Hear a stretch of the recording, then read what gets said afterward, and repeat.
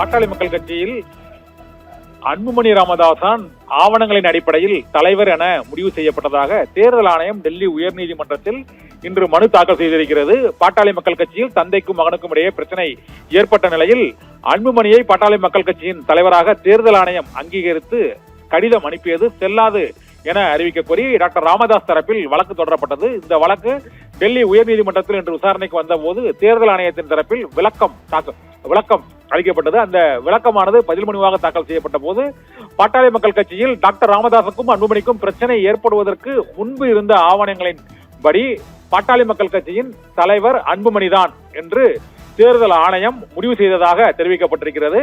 ஆனால் இந்த வழக்கில் பிரச்சனைக்கு பிறகு எந்த விதமான புதிய ஆவணங்களும் ராமதாஸ் தரப்பு இன்னும் வழங்கப்படாத சூழ்நிலையில் பாட்டாளி மக்கள் கட்சியின் தலைவர் யார் என்பதை முடிவு செய்வதற்கு புதிய ஆவணங்கள் தேவைப்படுகிறது என்றும் ஏற்கனவே இருந்த ஆவணங்களின் முன்னாடி பாமக தலைவர் அன்புமணிதான் அந்த கட்சியின் தலைவராக இருக்கிறார், மற்ற நிர்வாகிகளின் பொறுப்பும் அவ்வாறுதான் பதிவு செய்யப்பட்டிருக்கிறது என்றும் தேர்தல் ஆணையம் தரப்பில் இன்று டெல்லி உயர்நீதிமன்றத்தில் விளக்கம் அளிக்கப்பட்டது.